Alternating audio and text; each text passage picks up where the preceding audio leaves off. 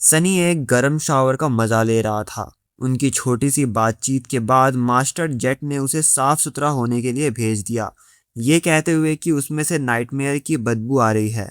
Spell की वो अजीब नींद बॉडी के मेटाबॉलिज्म को धीरे कर देती है, और जिस मेडिकल मशीन से वो बंधा था वो बाकी चीज़ों का ख्याल रखती थी। पर फिर भी वो पूरे 3 दिन तक सोया था, चाहे वो सिर्फ दिमागी ही क्यों ना हो। खून खराबे और मायूसी की महक अभी भी उसके चारों तरफ बसी हुई थी। हाँ, उसके मुकाबले ये जगह तो स्वर्ग है, सनी ने सोचा, और खुद को मजबूर किया कि वो थोड़ी देर के लिए उस फ्लॉ वाली मुसीबत को भूल जाए। वो पुलिस स्टेशन के शावर्स में अकेला था, गर्म पानी की धारों के नीचे रिलैक्स कर रहा था। कुछ वक्त बीतने के बाद सनी ने ना चाहते हुए भी नल बंद किया और टॉवल रैक की तरफ बढ़ा। इत्तेफाक से उसने आईने में खुद का रिफ्लेक्शन देखा। उसके शरीर में आए बदलाव हल्के थे पर दिख रहे थे। उसकी पीली त्वचा अब सेहतमंद लग रही थी, मसल्स थोड़े ज्यादा उभरे हुए थे। वो अब कमजोर या भूखा प्यासा दिखने के बजाय पतला और लीन लग रहा था।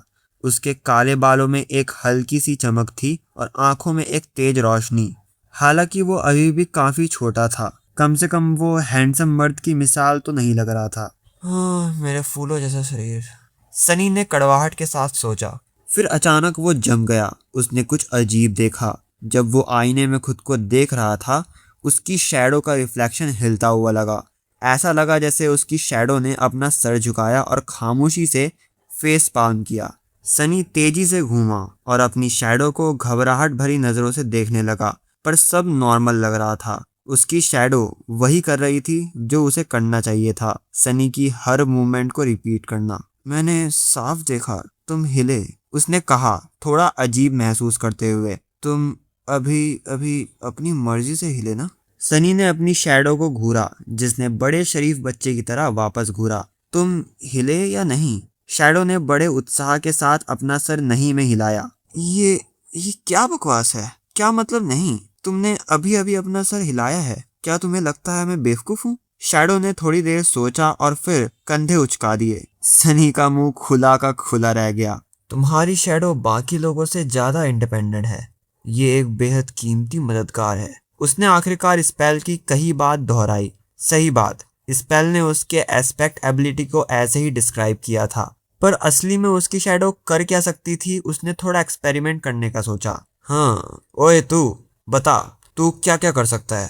उसका शैडो खामोश और बिल्कुल स्थिर रहा। सही है, इसके पास वोकल कॉर्ड्स तो नहीं है, जैसे कि इस बात का कोई मतलब हो। शैडोज के पास मसल्स भी नहीं होते, फिर भी इसे हिलना आता था। कुछ करके दिखाओ। कोई रिएक्शन नहीं। ऐसा लग रहा था जैसे शैडो एक मामूली बेजान अंधेरे का टुकड़ा बनने का नाटक करके खुश था। सनी ने ठंडी सांस भरी। मैं ये गलत कर रहा हूँ, कुछ और सोचना होगा। इंडिपेंडेंट हो या ना हो, शैडो थी तो उसी का एक हिस्सा। ये उसके एस्पेक्ट एबिलिटी का एक ही रूप था। इसीलिए शैडो से पूछने के बजाय उसे खुद से पूछना चाहिए था।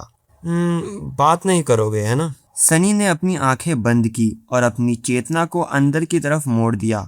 असली दुनिया में लौटने के बाद पहली बार खुद को एक्सप्लोर करने के लिए उसने अपनी धड़कन महसूस की, अपने सीने का उठना गिरना और शावर रूम की वो हल्की ठंडक। उसने टाइल्स पर गिरती पानी की बूंदों को सुना, फिल्टर्ड हवा को अपनी स्किन पर एहसास किया, और वहां उसके कॉन्शियसनेस के किनारे पर कुछ नया था, एक बिल्कुल नया सेंस, एहसास। सनी ने उस पर कंसंट्रेट किया और अचानक एक पूरी नई दुनिया उसके सामने खुल गई। इसे शब्दों में बयां करना मुश्किल था, बिल्कुल वैसे ही जैसे कोई सुनने या छूने के एहसास को नहीं समझा सकता था। ऐसा लग रहा था जैसे वो अपने चारों तरफ मौजूद बड़ी बड़ी फॉर्म्स, परछाइयों से बात कर सकता हो और उनके आकार और आसपास की जगह की समझ हासिल कर सकता हो। ये समझ बिल्कुल नेचुरल और तुरंत आ रही थी, जैसे कोई इंस्टिंक्ट हो। ये फॉर्म्स परछाइयां थी, और उनमें से एक, जो सबसे बड़ी नहीं थी पर सबसे गहरी थी, वो कोई बाहरी चीज नहीं लग रही थी, वो उसकी आत्मा का एक हिस्सा लग रही थी। एक बार जब सनी ने उस एहसास को पकड़ लिया, तो वो उस शैडो को बिल्कुल वैसे ही महसूस कर सकता था जैसे वो अपने हाथ पैरों को करता है। बस फर्क ये था कि उसके हाथ पैर मांस के बने थे और वो शैडो रोशनी की गैर मौजूदगी से बनी थी। सनी ने आंखें खोली और परछाई को देखा। फिर एक सोच के साथ उसने उसे अपना हाथ उठाने का इशारा किया।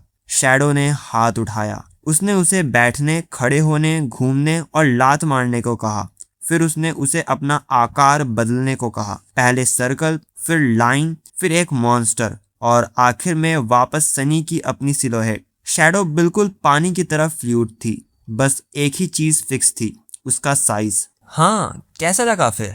शैडो ने थोड़ा मुंह बनाया और फिर ना चाहते हुए भी अपना थम्स अप उठाया। पर तुम काम की कैसे हो? उसने शैडो को टॉवल रैक पर अटैक करने को कहा। वो तुरंत हिली और एक ताकतवर लात मारी। पर जाहिर है, क्योंकि वो सिर्फ एक परछाई थी, उसका पैर टॉवल्स के बीच से बिना किसी असर के निकल गया। टॉवल्स हिले तक नहीं।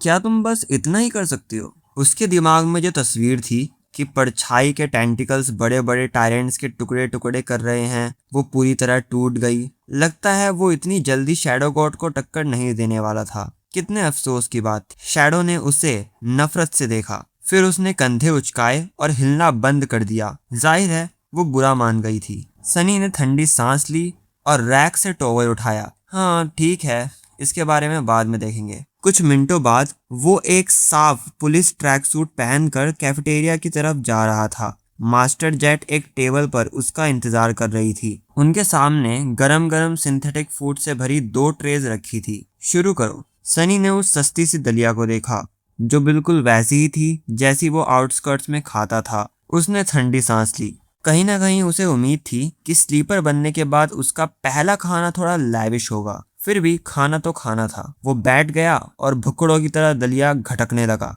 वो बहुत बहुत भूखा था। इस बीच उसके ख्याल भटकने लगे। सनी ने जेट की तरफ एक नजर देखा और सोचने लगा। स्पेल ने उससे कहा था कि एक मास्टर ढूंढो, और अगले ही पल उसके सामने एक औरत थी जो खुद को मास्टर कह रही थी। उसने इमेजिन करने की कोशिश की, किसी ऐसी औरत का आज्ञाकारी गुलाम बनना। उसके दिमाग में अजीब अजीब ख्याल आने लगे। पता है सनी, उसने कड़वी आयरनी के साथ सोचा, तेरी किस्मत देखते हुए ये बिल्कुल सही वक्त होगा अगर वो ये पूछ ले, तुम क्या सोच रहे हो? सनी के गले में दलिया अटक गया। उसने महसूस किया कि उसका मुंह खुलने वाला है और उसने अपनी पूरी पूरी विल पावर लगा दी खामोश रहने में। 1 सेकंड गुजर गया बिना कुछ बोले। फिर उसके दिमाग में एक अजीब सा प्रेशर महसूस हुआ जो जल्दी ही चुभने वाला दर्द में बदलने लगा। उसने 2-3 सेकंड और झेला, फिर हार मान ली। मैं सोच रहा हूँ कि ये बिल्कुल सही वक्त होगा अगर आप मुझसे ये पूछें कि मैं क्या सोच रहा हूँ। शिट! उसने आखिरकार कह ही दिया। जेट ने उसे एक अजीब नजर से देखा। ठीक है, क्या तुम्हारा खाना खत्म हो गया? सनी ने सर हिलाया। तो मैं शुरू करती हूँ।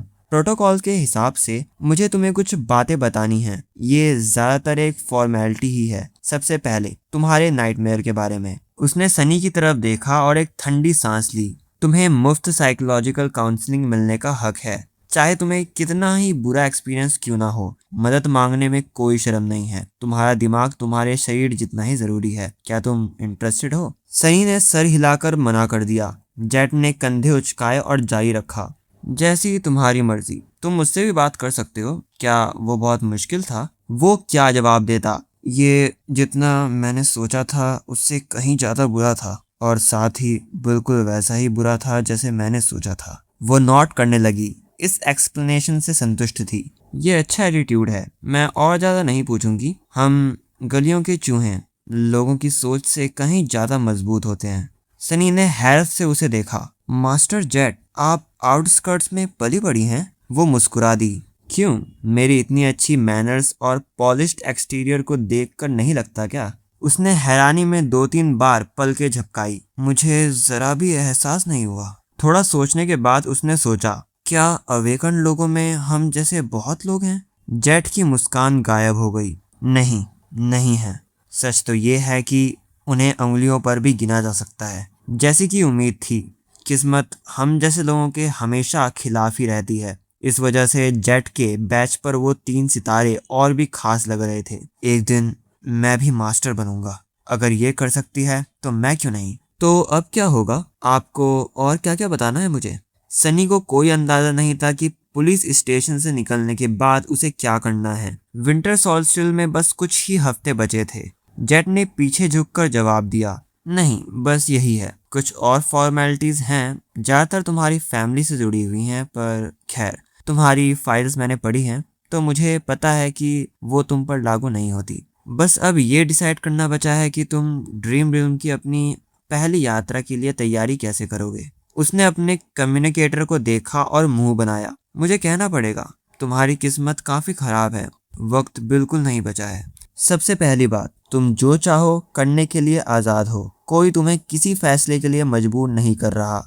मतलब तुम चाहो तो खुद तैयारी करो या बिल्कुल मत करो। जब तक लाइट्स ऑफ ना हो जाए तब तक पार्टी करो। सनी को पार्टी शार्टी का ज़्यादा पता नहीं था, हालांकि मैं ऐसा ना करने की सलाह दूंगी। एक स्लीपर होने के नाते तुम्हारा हक है कि तुम अवेकन एकेडमी में दाखिला ले सको। तुम्हें खाना, रहना, तैयारी करने के लिए बहुत सारी क्लासेस दी जाएंगी। साल के इस आखिरी वक्त में तुम कुछ ज़्यादा तो नहीं सीख पाओगे, पर कुछ ना होने से तो बेहतर ही है। वो कुछ सेकंड्स के लिए खामोश रही, फिर कहा, सबसे ज़रूरी बात, तुम उन ज़्यादातर लोगों से मिल पाओगे जो तुम्हारे साथ ड्रीम ड्रीम में एंटर करेंगे। उनमें से कुछ शायद ज़िंदगी भर के लिए तुम्हारे साथी बन जाएं, और कुछ शायद उस जिंदगी को ख़त्म करने की कोशिश करें जब हम स्पेल्स के अंदर होंगे। सनी ने जेट की बातों के बीच छुपा मतलब समझते हुए सोचा, तो तुम्हारा क्या कहना है? क्या तुम चाहते हो कि मैं तुम्हें एकेडमी ले जाऊं? सनी ने इस बारे में सोचा। अजीब बात थी कि उसका फ्लो खामोश था, उसे किसी भी तरह मजबूर नहीं कर रहा था। क्या इसीलिए क्योंकि मैंने अभी तक मन नहीं बनाया है? आखिरकार उसने अपनी खाली ट्रे की तरफ देखा और फैसला कर लिया, मुफ्त रहना और खाना, है ना? हाँ, मैं एकेडमी जाना चाहता हूँ।